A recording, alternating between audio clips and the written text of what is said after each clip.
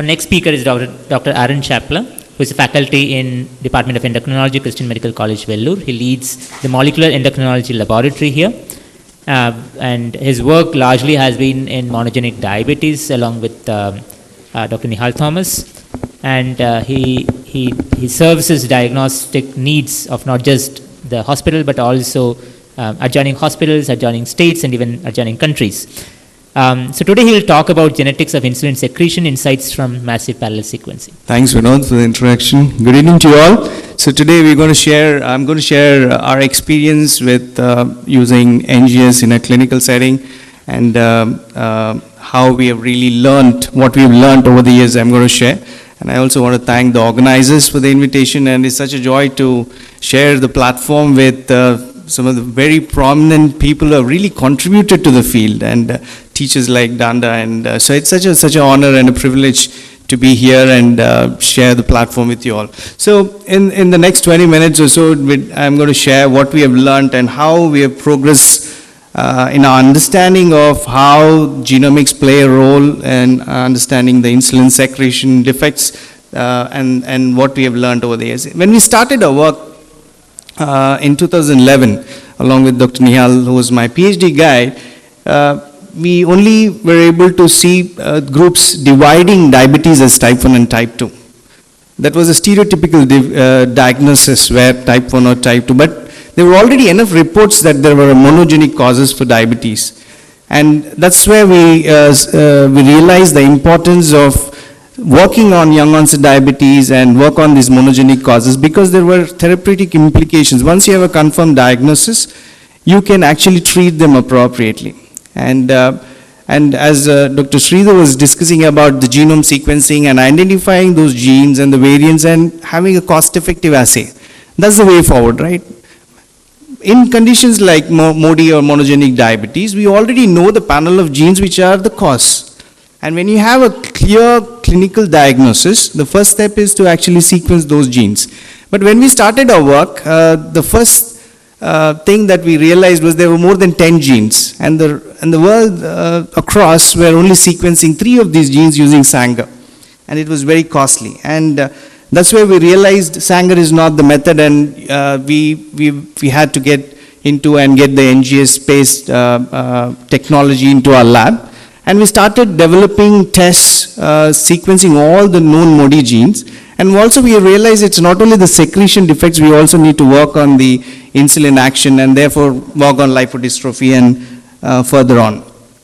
And if you see the spectrum of mutations that you really find in this insulin secretion, is basically, you can start with as early as when the glucose enters the glucokinase gene, which is a sensor.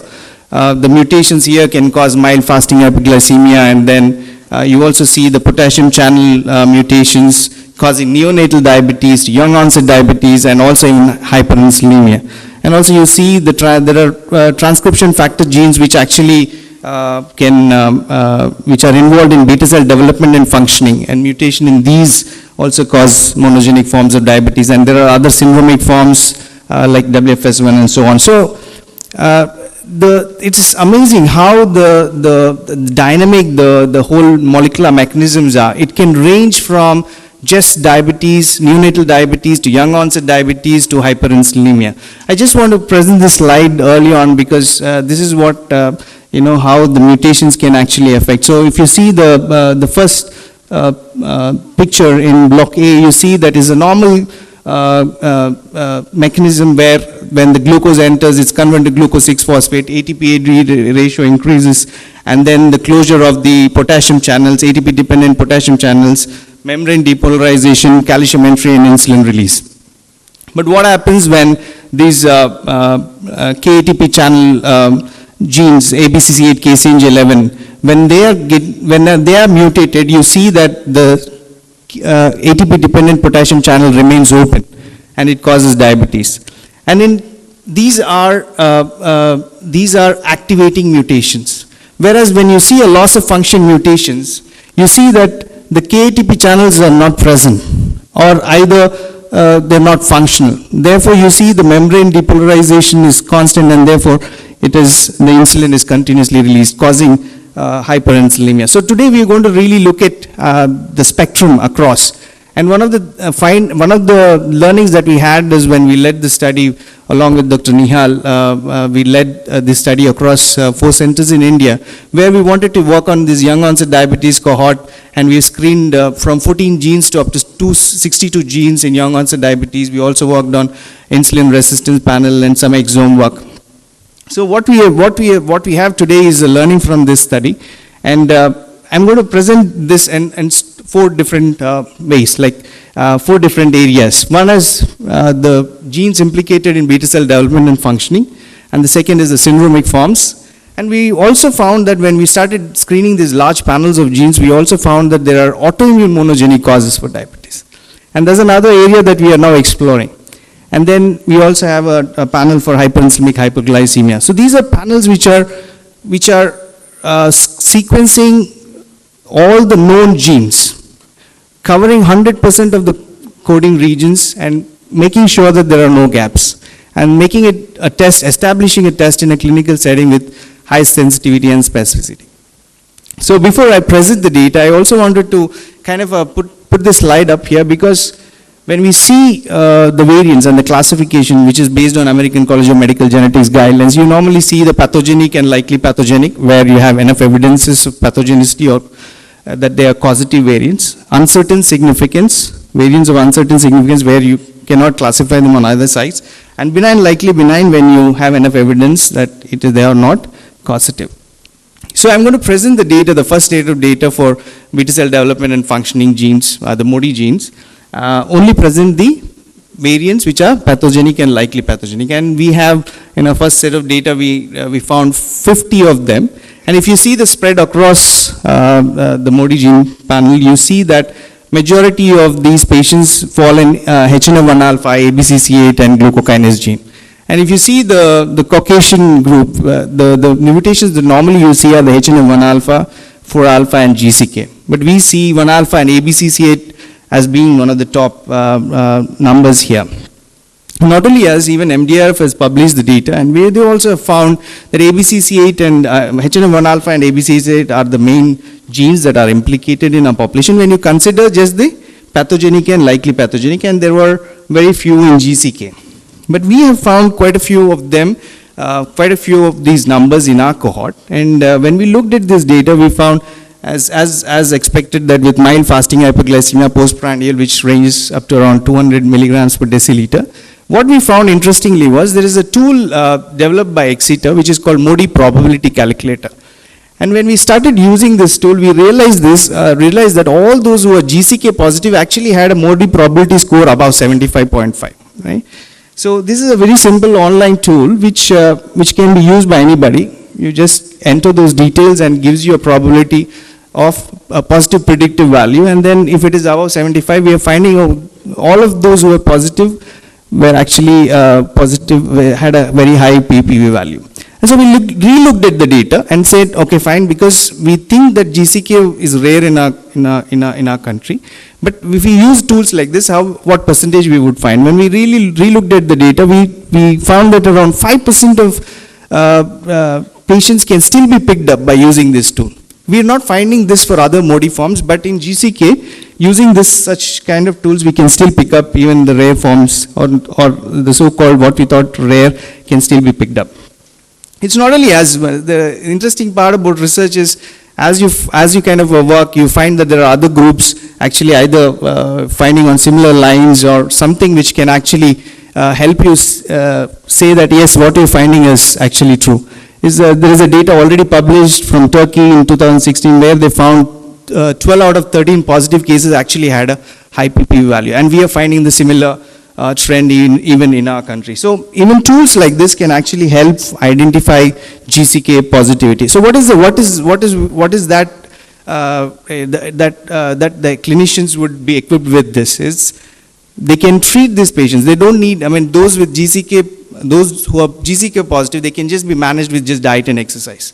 Not only that, there is a 50% chance of inheritance, and during gestation, when you see increased fetal growth, you can, which can be picked up by imaging during the first trimester imaging. you can actually treat them with insulin to avoid macrosomia and help the whole family. So that's the advantage. So this like, when we say monogenic forms of diabetes are around 2%, we're talking about 2% of the families across. So it's a huge implication once you start understanding that we are helping these families. And so I'm moving from the MODI. So we also have HNF1 alpha and 4 alpha where you can actually treat them with low dose sulfonylureas.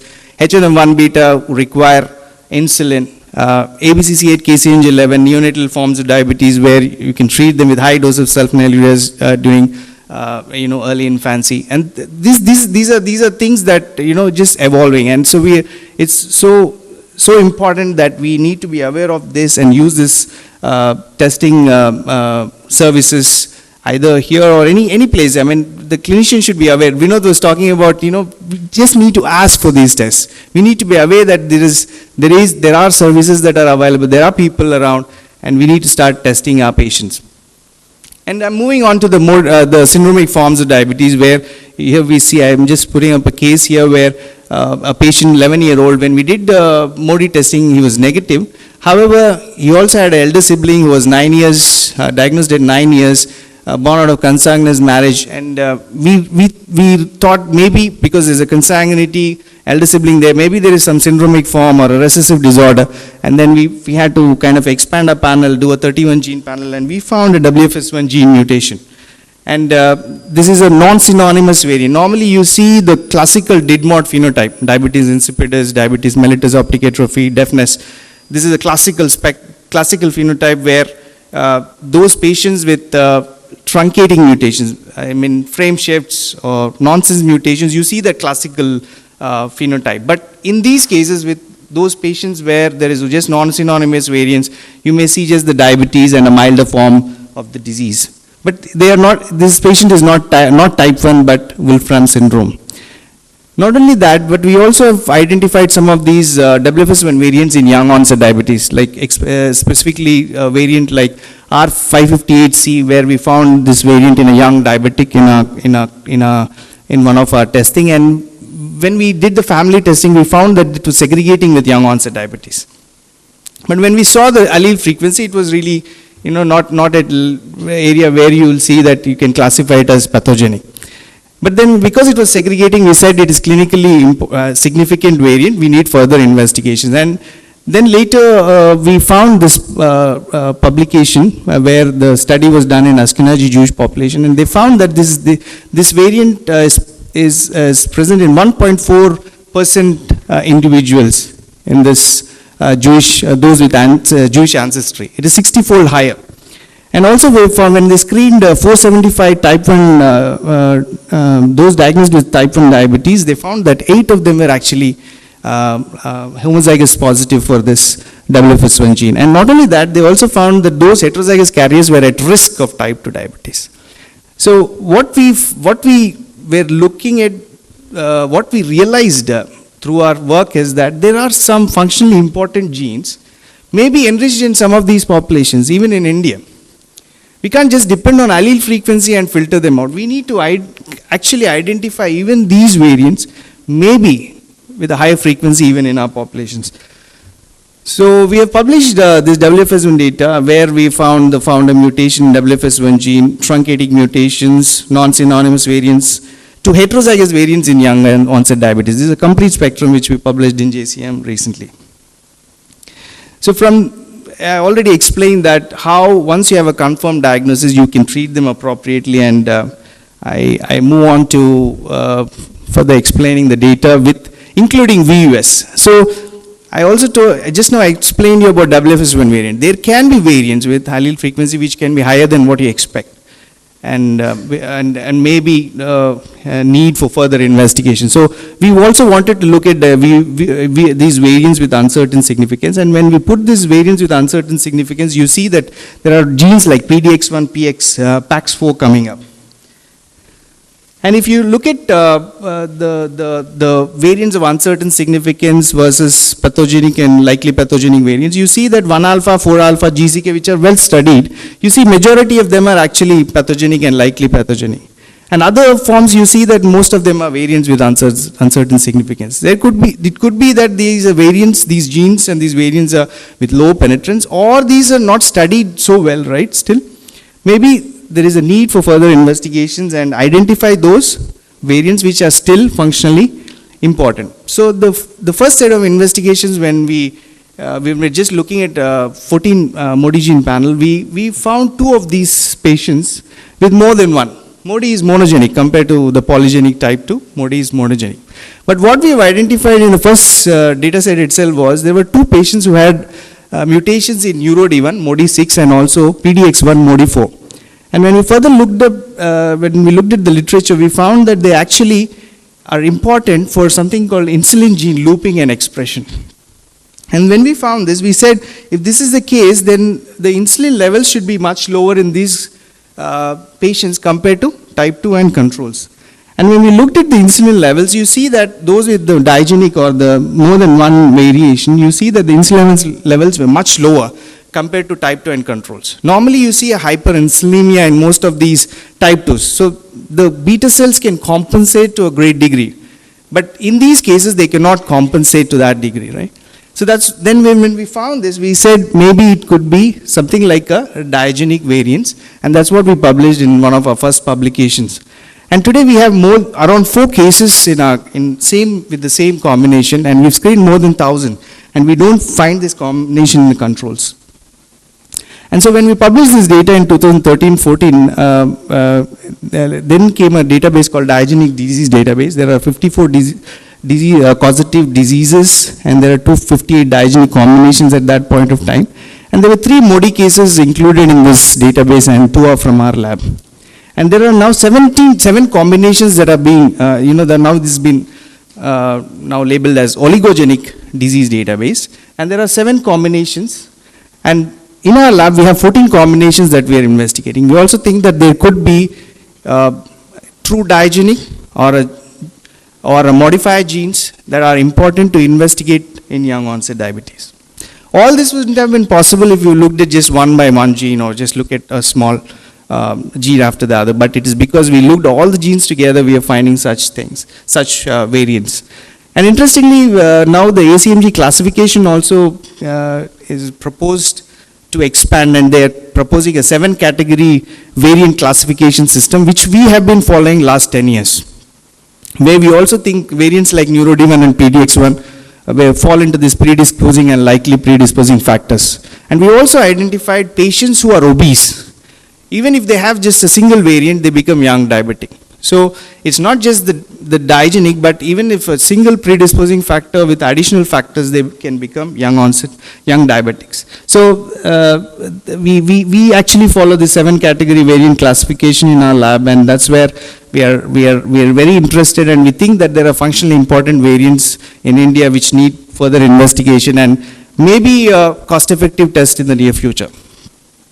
So from there I'm going to another area where one of our senior research fellows, Jabistini, is working on autoimmune monogenic causes. So when we are screening these young diabetics for an expanded panel of 62 genes, which included even the autoimmune genes like AIRE, LRBA, and FOXP3, we realized that there were some of these young diabetics who actually were heterozygous carriers for some of these variants.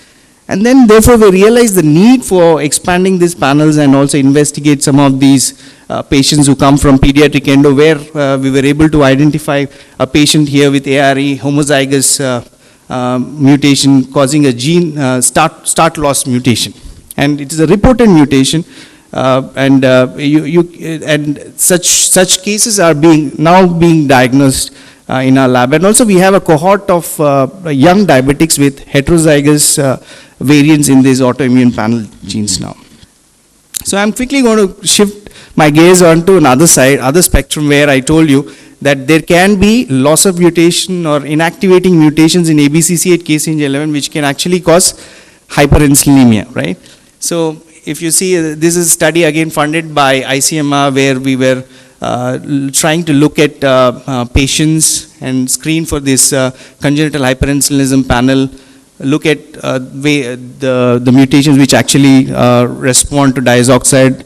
When they don't respond, put them on sirolimus trial, and and this is a study funded by ICMR. So initially we started to work with the 10-gene panel, and then later we realized the turnaround times are very important, and also having to kind of screen as many genes as possible. Then we used an AmpliSeq technology where we designed a 30-gene panel. We've screened close to 50 plus, now close to 60 now, but I'm going to present the data for 52 patients from 52 samples. And this is what it does. It's once you have a diffuse form where the mutations, associated mutations can be in ABCC8, KCNG11, 4-alpha, HADH, whereas in a focal form where it could be associated with ABCC8 and KCNG11, but it is mostly where a somatic variation where a chromosomal loss in one of the maternal chromosomal loss and paternal uniparental disomy where encompassing the chromosome 11, you see that there is a focal lesion that comes in. So what we found when screening these 52 patients was actually around, I think 32 of them were positive for the panel, the 10-gene panel itself. Out of this 32, we found that majority were actually positive for ABCC8 mutations itself. Yeah. And these are homozygous mutations in ABCC8, and majority of them are unresponsive for diazoxide. And they needed either surgical intervention, sirolimus, or octreotide treatment. And also they were compound heterozygous. These patients were not responsive to diazoxide and required surgical intervention and sirolimus treatment. I just want to make a note on the heterozygous variants here, where you can actually ask me how these heterozygous variants can cause hyperinsulinemia, right? So if you see, it's very interesting here, where you see the focal lesions which happen because of the somatic loss of this maternal chromosomal segment. You see that the paternal uniparental disomy, you see there are the expression of some of these maternally expressed genes and paternally expressed genes imbalance. You see there's a focal lesion there. And because of this, there is a loss of heterozygosity, and the patients have hyperinsulinemia. So I just want to conclude. I was just trying to rush in, but what we are finding is that using just the simple targeted panel testing in a clinical setting, we are able to kind of delineate, from just the MODY forms to syndromic forms to autoimmune forms and also hyperinsulinemia. So using these panels, we are able to actually broaden our understanding, understand the genetic basis for insulin secretion disorders, and not only that, we are also have a precision diagnosis and individualized management, because once you know a mutation which respond to diazoxide or don't respond, you actually, the clinician is kind of well aware ahead of time to be able to intervene. And there are some times when there is a focal lesion, exercising the focal lesion is possible and it is actually curative. And in some cases when there is a diffuse form, subtotal pancreatectomy is recommended to save lives. And so you see that the insights are so important, and also it's the continued advances and declining costs. There's a cost of kind of a dropping really amazingly. I mean, so what we are excited is with increasing accuracy, there is a drop in the cost of sequencing. Therefore, the cost of these targeted panels may be much further come down, and therefore help us provide these tests as a first-tier testing in clinical settings is what we think is a way forward for us. Yes, definitely genome and exome are also there. Once we don't find mutations, and there are a considerable number in the hyperinsulinic hypoglycemia group where they are negative for mutations, we have also performed exome sequencing, maybe a genome, and so we want to identify these novel genes in our country as well. So that's the ongoing work. And I just want to thank Dr. Nihal, who is my PhD guide and also a mentor. And it wouldn't have been possible if we really, if it was not a team effort. And also we collaborate a lot extensively with quite a number of departments across, and we've been using the sequencing technology to provide confirmed diagnosis for many of these departments. And we started in a single room, which is kind of rounded up there, and we've been allotted a complete floor with around 3,000 square feet of space, where I have a team which is really hardworking, and we look forward to really do, collaborate and work together. So that's Jabastine, who works on autoimmune diabetes. Lavanya, who's in the middle, she's the one who worked on CH genetics in India. And also have Pratibha, who's working on BRCA genetics.